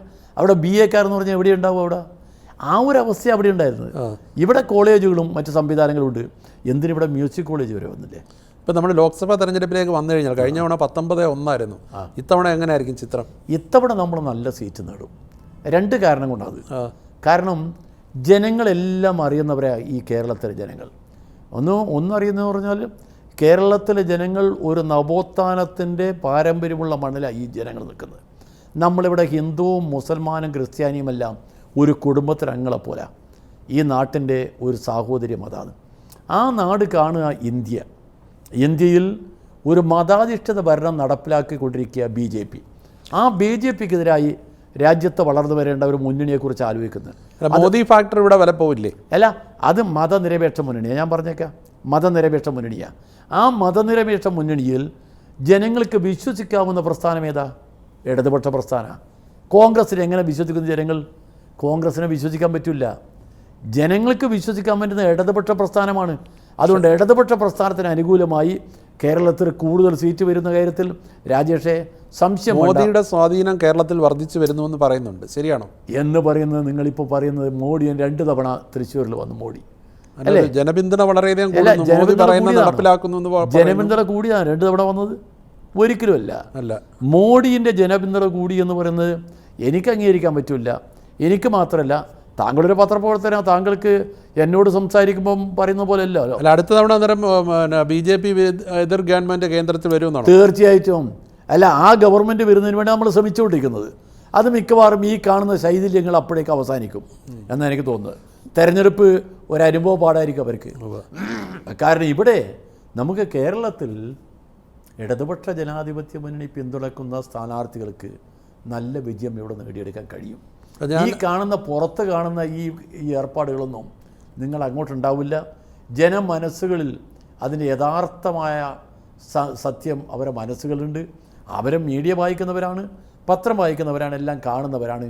എന്തായാലും അവരെല്ലാം കാണുന്നവരാണ്. അല്ല, അവർ ജനാധിപത്യത്തിൻ്റെ ഈ കാലത്ത്, ജനാധിപത്യം ഇത്രമാത്രം വളർന്നൊരു കാലത്ത് നമ്മുടെ രാജ്യം പോലൊരു രാജ്യം ഏതാണ്ട് രാജഭരണത്തിൻ്റെ വഴിയിലേക്ക് പോകുന്ന ഒരു സ്ഥിതി അവർ കാണില്ല എന്ന് നിങ്ങൾ ധരിക്കേണ്ട. ജനങ്ങൾ അതൊക്കെ കാണുന്ന ആളുകളാണ്. ജനങ്ങൾ അത് സ്വീകരിക്കില്ല. കാരണം കേരളത്തിലെ ജനങ്ങൾ സൗഹാർദ്ദത്തിൻ്റെയും സാഹോദര്യത്തിൻ്റെയും നാട് നിലനിർത്തുന്നതിന് വേണ്ടി നിൽക്കും എന്ന കാര്യത്തിൽ ഒരു സംശയം. അപ്പം ഞാൻ ആദ്യം സൂചിപ്പിച്ച പോലെ ഏറ്റവും ജനകീയനായ ഒരു കമ്മ്യൂണിസ്റ്റാണ്. ജീവിതത്തിൽ എന്താണ് ഏറ്റവും പഠിച്ചത് ഈ ഇത്രയും കാലയളവിൽ? ചുരുക്കി പറയാവുന്ന വാക്കുകൾ. ജീവിതത്തിൽ എൻ്റെ പാഠമെന്ന് പറയുന്നത്, നമ്മൾ അങ്ങോട്ട് കൊടുത്താൽ ഇങ്ങോട്ട് അതുപോലെ കിട്ടും. നമ്മൾ നന്മയാണ് അങ്ങോട്ട് കൊടുക്കുന്നെങ്കിൽ നന്മ ഇങ്ങോട്ട് തിരിച്ചു കിട്ടും, ഉറപ്പാണ്. അത് റിസൾട്ട് ഉണ്ടാവും. പക്ഷേ ചതിയുടെയും വഞ്ചനയുടെയും ലോകമല്ലേ? ചതിയുടെയും വഞ്ചനയുടെയും ലോകമാണ്. അതിനെല്ലാം തന്നെ ശിക്ഷയുണ്ട്. ആ ശിക്ഷ എന്ന് പറഞ്ഞാൽ ദൈവത്തിൻ്റെ ശിക്ഷയല്ല, ഈ നാട്ടിൻ്റെ ശിക്ഷ തന്നെയുണ്ട്. ഞാനിപ്പോൾ പറയാം, നമുക്ക് എത്ര പേരെ നമുക്കറിയാം ഇവിടെ. ഈ പേര് അറിയുന്ന ആളുകളെല്ലാം തന്നെ നമ്മളെ കൺമുമ്പിൽ വെച്ച് ഇവരെല്ലാം കഴിയുന്നത് അല്ലേ? നമ്മൾ എന്തൊക്കെ കാലം എല്ലാത്തിനും കണക്ക് പറയുന്നതാണോ? അതെ, കാലം കണക്ക് പറയും, ഉറപ്പാണ്. അതുറപ്പാണ്. അത് വിശ്വാസം വേണ്ട. ഞാൻ ദൈവവിശ്വാസിയല്ല, പക്ഷെ ഒരു കാര്യം എനിക്ക് ഉറപ്പാണ്, യഥാർത്ഥ വിശ്വാസി ഒരുപാട് തെറ്റിയില്ല. തെറ്റിയുമ്പം അദ്ദേഹത്തിന് ഭയമുണ്ട്. ആരെ? ദൈവത്തെ. ഞാൻ ഒരു ദൈവവിശ്വാസിയല്ല, പക്ഷെ എനിക്ക് തെറ്റിയാൻ കഴിയില്ല. എനിക്ക് ഭയമുണ്ട് നിങ്ങളെ, ഈ നാട്ടിലെ ജനങ്ങളെ. നമ്മുടെ ഓരോ ചലനങ്ങളും നിരീക്ഷിച്ച് ആ ചലനത്തിന് അപ്പം തന്നെ റിസൾട്ട് വിധി എഴുതുന്ന ആളുകളാണ് ജനങ്ങൾ. അതുകൊണ്ട് ജനങ്ങളെ മുമ്പിലൊന്നും മറച്ചു വെക്കാൻ കഴിയില്ല. ജനങ്ങളാണ് നമ്മുടെ മുമ്പിൽ എല്ലാത്തിൻ്റെയും ദൈവം എന്ന് പറയുന്നത്. എൻ്റെ ദൈവം ജനങ്ങളാണ്. ജീവിതത്തിൽ ആരെങ്കിലും തല്ലിയിട്ടുണ്ടോ രാഷ്ട്രീയ പ്രവർത്തനത്തിനിടയിലോ? ഇല്ല. ഞാനൊരാളെയും തല്ലിയിട്ടില്ല. ഒരുപാട് തല്ല് വാങ്ങിയിട്ടുണ്ട്. പക്ഷേ രാഷ്ട്രീയ തല്ല് എനിക്ക് കിട്ടിയിട്ടില്ല. രാഷ്ട്രീയത്തിൽ അതൊരു വലിയ മാറ്റമാണ്. 1964 ഞാൻ 64 പാർട്ടി മെമ്പർഷിപ്പ് എടുക്കുന്ന 64 ജനുവരിയിലാണ്.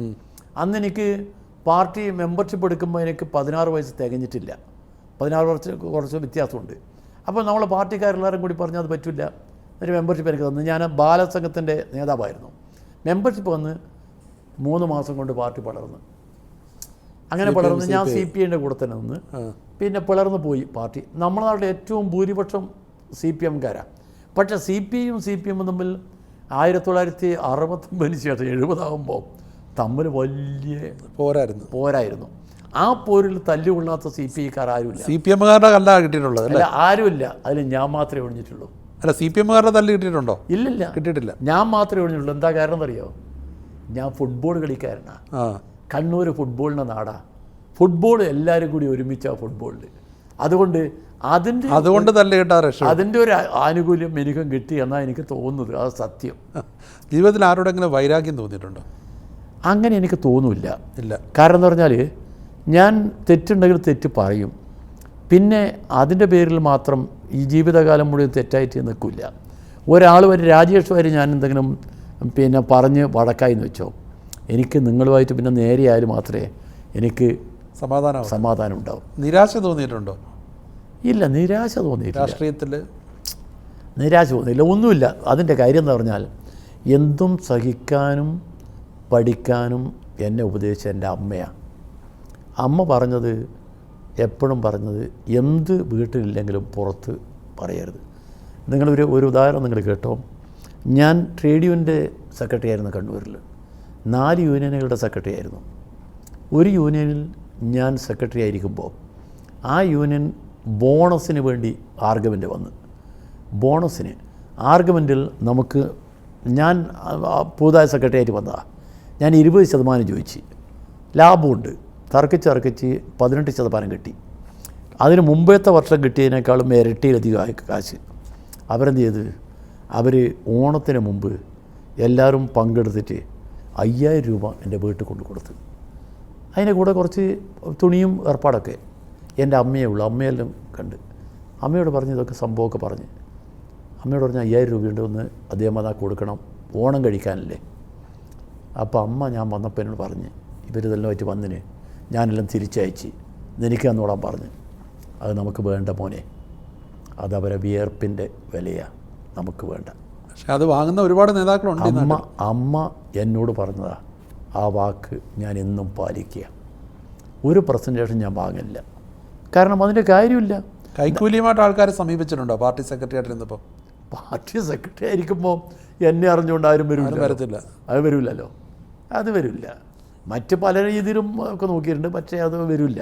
ഈ ജീവിതത്തിൽ ഫുട്ബോൾ പ്ലെയർ ആയിരുന്നു, അങ്ങനെയുള്ള ഒരുപാട് ഒരുപക്ഷേ കാൽപ്പനികമായ ചിന്തകളെല്ലാം ഉണ്ടായിരുന്നു. എപ്പോഴെങ്കിലും പ്രണയിച്ചിട്ടുണ്ടോ? അങ്ങനെ ഒരു ഉള്ളു തട്ടിയ പ്രണയമൊന്നും ഉണ്ടായില്ല. അന്നേരം ഒരു ചാബല്യം പ്രണയചാബല്യം പോലെ അപ്പുറം ഇപ്പുറം പറയുന്നല്ലാതെ പിന്നെ ഈ പ്രണയത്തിൻ്റെ ഈ മാറിയ വഴിയൊന്നും അന്ന് ഉണ്ടായിരുന്നില്ല. അന്ന് പ്രണയത്തിന് എന്തിനും ഒരു നേരിൻ്റെ വഴി ഉണ്ടായിരുന്നു. അതല്ലാതെ പ്രണയലേഖനമൊക്കെ അങ്ങനെ കൊടുക്കുകയെന്നല്ലാതെ അന്ന് കവിത എഴുതിയിട്ടുണ്ട്. കവിത എഴുതിയിട്ട് അന്ന് എഴുതിയ കവിതകൾ പിന്നെ കവിത എഴുതി നിർത്തിയ പിന്നെ നിങ്ങളെ പത്രത്തിലാണ് കവിത വരാൻ തുടങ്ങി. പ്രണയാഭ്യർത്ഥനയാണോ കവിതയായിട്ട് എഴുതിയത്? പ്രണയാഭ്യർത്ഥന കവിതയായിട്ട് വന്നിട്ടുണ്ട്. മാത്രമല്ല കവിത എഴുതിയിട്ട് ആ കവിത പത്രത്തെ പ്രസിദ്ധീകരിച്ച് അത് ഞാൻ പറഞ്ഞിട്ടുണ്ടല്ലോ. ഞാൻ കവിത എഴുതിയിട്ട് അന്ന് പത്രങ്ങൾക്കെല്ലാം അയച്ചു കൊടുക്കും. എല്ലാം കൃത്യമായി ചവറ്റുകൊട്ടേ പോവും. അവസാനം പിന്നെ എല്ലാവരും കൂടി പറഞ്ഞ ഒരു കാര്യം ചെയ്യും, പേര് മാറ്റി എഴുതാമെന്ന് പറഞ്ഞു. അങ്ങനെ നമ്മളും ഒരു പേര് ഗവേഷണം നടത്തി. പേര് പ്രമീള എന്ന് വെച്ച്, PRA വരുമല്ലോ, പ്രമീള എന്ന പേരിൽ ഒരു പെണ്ണ സൃഷ്ടിച്ച് ഒരു കവിത എഴുതി അയച്ച് മാതൃഭൂമി വീക്കരി പ്രസിദ്ധീകരിച്ച്. അത് ദാഹം എന്ന് പറയുന്നൊരു കവിതയാണ്. അപ്പോൾ പ്രസിദ്ധീകരിച്ച് അതിന് 25 രൂപയുണ്ട്. പ്രസിദ്ധീകരിച്ച് പ്രമീള എന്ന പേരിലാണ് പ്രസിദ്ധീകരിക്കുന്നത്. അപ്പോൾ കവിത വന്ന് ഞാൻ ആ കവിത എടുത്തിട്ട് മാതൃഭൂമി എടുത്ത് തോളിൽ വെച്ച് എന്തൊരു സന്തോഷമായിരുന്നു അറിയാം. ആദ്യമായൊരു കവിത മാതൃഭൂമിയിലാണ് വന്നിരിക്കുന്നത്.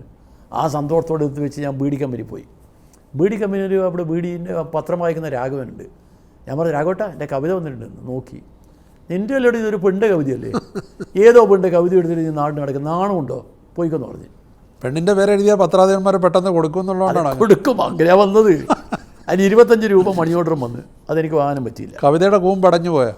ഇല്ല. പിന്നെ ഞാൻ എഴുതിയല്ലോ കലാകൗമുദിന് ഞാനൊരു 4-5 കവിത എഴുതിയിട്ടുണ്ട്. പിന്നെ ഇതൊക്കെ സമയം വേണ്ടേ. കഥയെക്കുറിച്ച് ഓർക്കുമ്പോൾ മനസ്സിൽ വരുന്ന എഴുത്തുകാരൻ്റെ പേരെന്താണ്? കഥയെക്കുറിച്ച് ഓർക്കുമ്പോൾ നമ്മുടെ മനസ്സിൻ്റെ അകത്ത് ഉയർന്നു നിൽക്കുന്ന ഒരാൾ ടി പത്മനാഭൻ്റെ പപ്പേട്ടൻ്റെ ആ കഥയുടെ ചക്രവർത്തി എന്ന് പറഞ്ഞാൽ വെറുതെ അല്ല. പപ്പേട്ടൻ ആദ്യം എഴുതിയൊരു 3-4 കവിതകൾ, മക്കൻ സിംഗിൻ്റെ മരണം ഉൾപ്പെടെ, അതൊക്കെ നമ്മുടെ മനസ്സിനകത്ത് ഇപ്പോഴും നിറഞ്ഞു നിൽക്കുകയല്ലേ. ഗൗരി അടക്കം. അതെ, ഗൗരി അടക്കം. പ്രകാശം പരത്തുന്ന പെൺകുട്ടി. പിന്നെയുണ്ട്, പിന്നെ MT ഉണ്ട്. MTയും പപ്പേട്ടും തമ്മിൽ എങ്ങനെയാണ് വേർതിരിക്കാമെന്നും പറയാൻ കഴിയില്ല. MTയും നല്ല കഥകളാണ്. പിന്നെ SK പൊറ്റക്കാടിൻ്റെ കഥകൾ നിങ്ങൾ കേട്ടില്ല? പൊറ്റക്കാട് കഥകൾ മാത്രമല്ല, പൊറ്റക്കാട് കഥ, നോവൽ, കവിത, മനോഹരമായ കവിത എഴുതും. നമ്മളെ ഈ ഇപ്പോഴത്തെ ഈ കവിതയില്ലേ, നമ്മുടെ കുഞ്ഞുണ്ണി കവിത, അതുപോലുള്ള കവിതയുണ്ട് പൊറ്റക്കാടിൻ്റെ കവിത. ആ കവിത രസകരമാണ്. ആണായാലും മീശ വേണം, ചുണ്ടത്തൊരു ബീഡി വേണം, ഒക്കത്തൊരു കത്തി വേണം, അരികത്തൊരു പെണ്ണ് വേണം. പൊറ്റക്കാട് കവിതയാണ്. പൊറ്റക്കാട് അങ്ങനെ കവിതയും കഥയും ഒക്കെ എഴുതിയിട്ട് പൊറ്റക്കാട്. അതിനുശേഷമാണ് പൊറ്റക്കാട് സഞ്ചാര സാഹിത്യത്തിൽ വന്നപ്പോൾ അയാൾ അതിൻ്റെ കുലപതിയായി, സത്യം പറഞ്ഞാൽ. ഈ സിനിമകൾ കാണുന്ന കൂട്ടത്തിലാണല്ലോ. അതെ. ഇഷ്ടപ്പെട്ട നടൻ, നടി ആരാണ്? അങ്ങനെ പറഞ്ഞ ഒരു തർക്കത്തിലേക്ക് വരും. കാരണം എല്ലാവരോടും ഞാൻ വല്ല എടുപ്പാണ്. അതുകൊണ്ട് എൻ്റെ വലിയ പ്രശ്നം. എന്തായാലും മലയാളത്തിൽ അഭിമാനിക്കാവുന്ന 2 പേര് പിന്നെ മമ്മൂട്ടിയും മോഹൻലാലും തന്നെയാണ്. ആ 2 പേരും അഭിനയ പ്രതിഭകൾ തന്നെയാണ്. അവരഭിനയിച്ച് പിന്നെ കഥാപാത്രങ്ങളൊക്കെ നമ്മുടെ മനസ്സിനകത്ത് എപ്പോഴും നിറഞ്ഞു നിൽക്കുന്ന കഥാപാത്രങ്ങളാണ്. അത് നമുക്ക് പറയാൻ കഴിയില്ല. അതിന് മുമ്പുണ്ട് മധു നമ്മുടെ പിന്നെ മലയാളത്തിൻ്റെ ഏറ്റവും വലിയ പിന്നെ മഹാനടനാണ് മധുവിന് നല്ല അഭിനേതാക്കളാൽ സമ്പന്നമാണ് മലയാളം. അതെ. പിന്നെ ഒന്ന് പറയാനുണ്ട്, ഇപ്പോഴും സിനിമയ്ക്ക് പോകാറുണ്ടോ? ഇടയ്ക്ക് സമയം കിട്ടുമ്പോൾ പോവും. കാരണം എന്ന് പറഞ്ഞാൽ എല്ലാതും പോകണമല്ലോ. എന്തിനാന്ന് പറഞ്ഞാൽ പലപ്പോഴും സിനിമ, ഇപ്പോൾ അടുത്ത നാളിൽ എന്നെ ഒരു സിനിമക്ക് കൂട്ടിക്കൊണ്ടുപോയി, എറണാകുളത്തൊരു സിനിമക്ക് കൂട്ടിക്കൊണ്ടുപോയി, ആർട്ടിക്കിൾ 21 എന്ന് പറയുന്ന സിനിമ. ഇതൊക്കെ പല സിനിമയും ഇവിടെ വന്നാൽ കൂട്ടിക്കൊണ്ടുപോകും. അല്ല, കലാകാരന്മാരോട് എനിക്ക് വലിയ ഇഷ്ടമാണ്. കാരണം ഈ കലാകാരൻ എന്ന് പറഞ്ഞാൽ രാജേഷേ, രാഷ്ട്രീയ പ്രവർത്തകനെ പോലല്ല കലാകാരന് അവൻ എന്തെങ്കിലും പ്രത്യേകത ഉണ്ടാവണം. അവനെന്തായാലും അവൻ്റെ മനസ്സിനകത്ത് അതുണ്ടാവണമല്ലോ കല. ഈ രാഷ്ട്രീയ പ്രവർത്തകനല്ലാതെ ഒരു പന്നിയൻ രവീന്ദ്രൻ എന്താകുമായിരുന്നു? രാഷ്ട്രീയ പ്ലെയറാണോ അതോ പന്ത് കളിക്കാരനാണോ? അല്ല, ചിലപ്പോൾ അങ്ങനെ വരും. പന്ത് കളി മാത്രമല്ലോ, പഠിച്ച് വളരുമ്പോൾ ഒരു എന്തെങ്കിലും ഒരു മോഹം ഉണ്ടായിരുന്നോ? അല്ല, അങ്ങനെയൊന്നും ഉണ്ടായില്ല. രാഷ്ട്രീയം തന്നെ, രാഷ്ട്രീയം തന്നെയാണ്. രാഷ്ട്രീയത്തിൽ വിട്ടൊരു മോഹമൊന്നും ഉണ്ടായില്ല. പിന്നെ മാറി വരുന്നുണ്ടെങ്കിൽ ഞാൻ സ്പോർട്സ് അല്ലേ എന്ന് പറഞ്ഞ് ഇപ്പം ഞാനൊരു ജനയുഗത്തിനകത്ത് പിന്നെ കൃത്യമായിട്ട് ആഴ്ചയിൽ പ്രതിവാര പങ്ക്തിയുണ്ട് സ്പോർട്സ്. പിന്നെ ഞാൻ ഫുട്ബോളിൽ ഇത് വന്നല്ലോ, റണ്ണിങ് കമൻറ്ററി പറഞ്ഞിരുന്നു, കമൻറ്റേറ്റർ ആയിരുന്നു. അപ്പം അങ്ങനെയൊക്കെ അതൊക്കെ ജീവിതത്തിലൊരു വലിയ അനുഗ്രഹമാണ്. രാജേഷ്, എൻ്റെ ജീവിതം എന്ന് പറയുന്നത് ഞാൻ ഉദ്ദേശിച്ചതിനേക്കാളും വലിയ പിന്നെ നേട്ടം കിട്ടിയ ജീവിതമാണ്. അതിൽ തൃപ്തനാണ്. മഹാതൃപ്തനാണ്, സാധാരണ തൃപ്തനല്ല. കാരണം ഇതൊക്കെ എങ്ങനെ പറ്റുന്നേ? നിങ്ങളൊരു കാര്യം നോക്ക്, എനിക്ക് ഒരു പാവപ്പെട്ട കുടുംബത്തിൽ, ഒരു വഴിയില്ലാത്ത കുടുംബത്തിൽ, ആ കുടുംബത്തിൽ ജനിച്ചിട്ടില്ല ഞാനിവിടെ എത്തിയത്. അല്ലേ, നമുക്കൊരു മോഹമില്ലല്ലോ. എൻ്റെ ഭാര്യ ഇതിനിടയ്ക്ക് എന്നോട് പറയാ, നമുക്കെന്താ ഇനിയിപ്പോൾ ഒന്നുമില്ല, നിങ്ങൾ ഇടയ്ക്കിടയ്ക്ക് ഇവിടെ വന്നാൽ തരക്കേടില്ല. ഇപ്പോൾ ഇടയ്ക്കിടയ്ക്ക് വരുമെന്ന് പറഞ്ഞാൽ ഇപ്പോൾ ഒരു ഗുണമുണ്ട്. ചിലപ്പോൾ വന്ദേ ഭാരതത്തിന് വെളുപ്പിന് 5:15 ഇവിടുന്ന് പോയാൽ 12 മണിക്ക് അവിടെ എത്തും. അതൊരു കണക്കിന് നല്ലതാണ്. ഒരു കണക്കിനല്ല, പെട്ടെന്ന് പോയിട്ട് വരണമെന്ന് വെച്ചാൽ ഒരു ദിവസം കൊണ്ട് നമുക്ക് പോയിട്ട് വരെ വന്ദേ ഭാരതത്തിൽ പോയാൽ. മകനെ ഒന്ന് നിയന്ത്രിക്കാൻ നോക്കിയിട്ടില്ലല്ലേ ആരെയും? മകനിടയ്ക്കിടയ്ക്കൊക്കെ സ്റ്റേറ്റ്മെൻ്റ് ഒക്കെ എഴുതുന്ന ഫേസ്ബുക്ക്. അല്ല, അവനെന്ന് എഴുതിയാലും ഒരു കാര്യം, അവൻ പിന്നെ കമ്മ്യൂണിസ്റ്റ് പാർട്ടിക്ക് അനുകൂലമായിട്ട് എഴുതും, എതിരായിട്ടൊന്നും എഴുതില്ല. അയാളുടെ മനസ്സിനകത്ത് ഒരു പാർട്ടി, അദ്ദേഹം ഉദ്ദേശിക്കുന്ന ഒരു പാർട്ടി രീതിയുണ്ട്. ആ രീതിയിലേക്ക് പാർട്ടി പോകണമെന്നാണ് മനസ്സുദ്ദേശിക്കുന്നത്. അതുമാത്രമേ ഉള്ളൂ. ഞാനിങ്ങനെ ഉപദേശിക്കേണ്ട കാര്യമൊന്നുമില്ല. അയാളിപ്പം പിന്നെ അവിടെ ഒരു നല്ല വക്കീലാണ്, കുറച്ച് എഴുതും, വല്ല ആയിക്കോട്ടെ. പിന്നെ വിമർശനങ്ങൾ നമ്മൾ ഒരിക്കലും പിന്നെ നിരുത്സാഹപ്പെടുത്തൂല്ലല്ലോ. വിമർശനവും സ്വയം വിമർശനവും വേണമെന്നില്ല നമ്മുടെ പാർട്ടി തന്നെ പറയുന്നത്. ഇപ്പോൾ രവിയേട്ടൻ പറഞ്ഞല്ലോ ഇങ്ങനെ പാർട്ടി വളർന്നതും ഇപ്പോൾ കിട്ടുന്ന വരുമാനത്തെക്കുറിച്ചും. പക്ഷേ പൊതുവേ രാഷ്ട്രീയത്തിൽ ഇപ്പം ഞാൻ ഒരു പാർട്ടി എന്നുള്ളതല്ല, പൊതുവേ രാഷ്ട്രീയത്തിൻ്റെ അകത്തൊരു പളപളപ്പുണ്ട് ഇപ്പം. പല നേതാക്കന്മാരുടെയും സമ്പത്തും അല്ല, അതൊക്കെ കാണുമ്പോൾ എന്ത് തോന്നുന്നു? അതൊക്കെ ജനങ്ങളുടെ ഇടയിൽ രാഷ്ട്രീയ പാർട്ടികളെക്കുറിച്ച് മതിപ്പുണ്ടാവുന്നില്ല എന്നാണ്. കാരണം നിങ്ങൾ കാണിക്കുന്ന ഈ പറഞ്ഞ രീതിയിലുള്ളൊരു കാണിക്കുന്നത് ജനങ്ങൾ കാണുന്നുണ്ടേ. അതാ ഞാൻ പറഞ്ഞ ജനങ്ങൾ നമ്മളെ മുഴുവൻ നിരീക്ഷിക്കുന്നുണ്ടെന്ന്. ഷേക്സ്പിയർ ഒരിക്കൽ പറഞ്ഞിട്ടുണ്ട്, ഒരാളെ നിങ്ങൾ നല്ലതോ ചീത്തയോ തീരുമാനിക്കുന്നത് ഒരു ഗ്രാഫ് വരഞ്ഞിട്ട് അതിനകത്ത് 100 നമ്പർ ഇടുക. അയാൾ നല്ല കാര്യങ്ങൾക്കെല്ലാം ടിക്ക് ചെയ്യുക, നോക്കുന്ന കാര്യത്തിന് മൈനസ്. അങ്ങനെ എബോവ് 50 ആണ് നല്ലതെങ്കിൽ അയാൾ നല്ലയാൾ എന്ന് തീരുമാനിച്ചു വന്നാൽ അങ്ങനെ പറഞ്ഞിട്ടുണ്ട്. അതുപോലെയും പോരാ രാഷ്ട്രീയക്കാരൻ. നിങ്ങളെ ജനങ്ങൾ അത്രമാത്രം വീക്ഷിക്കുന്നുണ്ട്. ഇപ്പം ഞാനൊരു പിന്നെ ചാനൽ ചർച്ചയിൽ ഇങ്ങനെ നമ്മൾ സംസാരിക്കുമ്പോൾ എൻ്റെ വാച്ച് ഈ സ്റ്റേപ്പാണ് ഇപ്പോൾ. നേരത്തെ എനിക്ക് ചെയിനായിരുന്നു താങ്കളെപ്പോലെ. അപ്പം ഞാൻ ഈ ചർച്ച കഴിഞ്ഞതിന് ശേഷം എനിക്ക് ഫോൺ വരും പലരും. ഒരാൾ ഫോൺ ചെയ്ത് ചോദിച്ചു, അല്ല സാറേ ചർച്ച നന്നായി, പക്ഷെ വാച്ച് മാറിയിട്ടുണ്ടോ? ഞാൻ പറഞ്ഞില്ലല്ലോ. വാച്ച് മാറിയിട്ടുണ്ടോ സാറേ? കഴിഞ്ഞ തവണ ചെയിനായിരുന്നല്ലോ, ഇത്തവണ ഇതാണല്ലോ. ഞാൻ പറഞ്ഞില്ല, അത് പൊട്ടിപ്പോയതുകൊണ്ടോ സുഹൃത്തെ. അത്ര നിരീക്ഷണമാണ് ആൾക്കാർ കാണുന്നുണ്ട്. ജനങ്ങൾ നമ്മുടെ ഓരോ ചലനങ്ങളും വീക്ഷിക്കുന്നുണ്ട്, നമ്മൾ ആരുമായി ബന്ധപ്പെടുന്നതെന്ന് വീക്ഷിക്കുന്നുണ്ട്, എന്തൊക്കെയാണ് ചെയ്യുന്നത് വീക്ഷിക്കുന്നുണ്ട്. ജനങ്ങളെ ശരിക്കും ശ്രദ്ധിക്കണം. ജനങ്ങളാണ് നമ്മളെ വിധിയെഴുത്തുകാർ, ജഡ്ജിമാരുടെ കാര്യം പൊതുപ്രവർത്തകർ മറക്കാതിരുന്നാൽ മതി എന്ന് എനിക്ക് പറയാനുള്ളത്. ഇപ്പോൾ ഈ മുടി വളർത്തിയതിൻ്റെ കഥ പലതവണ പറഞ്ഞിട്ടുണ്ട്. പക്ഷേ മുടി എന്തെങ്കിലും മുറിക്കൂ? ഇല്ല. മുടി ഒരിക്കലും മുടി മുറിച്ചതിനെ പറ്റി ഒരിക്കൽ പറഞ്ഞല്ലോ. അത് ക്യാൻസർ പേഷ്യൻ്റ് ഒരിക്കലും മാത്രം ഇനി മുറിക്കില്ല. അതെന്താ കാരണം എന്ന് പറഞ്ഞാൽ അതിൻ്റെ പിന്നിലൊരു ഉദ്ദേശമുണ്ടല്ലോ. എന്ന് പറഞ്ഞാൽ മനുഷ്യന് ജനാധിപത്യപരമായി ജീവിക്കാനുള്ള അവകാശമുണ്ട്. ആ അവകാശം നമുക്കുള്ളതാണ്, ജനാധിപത്യ അവകാശം. ആ അവകാശങ്ങളെ ഏതെങ്കിലും പോലീസ് ഉദ്യോഗസ്ഥന് അവകാശങ്ങളില്ലായ്മ ചെയ്യാൻ കഴിയില്ല.